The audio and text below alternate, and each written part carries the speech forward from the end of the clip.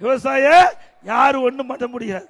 அதனாலதான் ஸ்டாலின் எத்தனையோ அவதாரம் எடுத்து பார்த்தார், எத்தனையோ வழக்கு போட்டு போகலான்னு பார்த்தார், ஒன்னும் பண்ண முடியல. ஏன்னா மடியிலே கனமில்லை, வழியிலே பயமில்லை.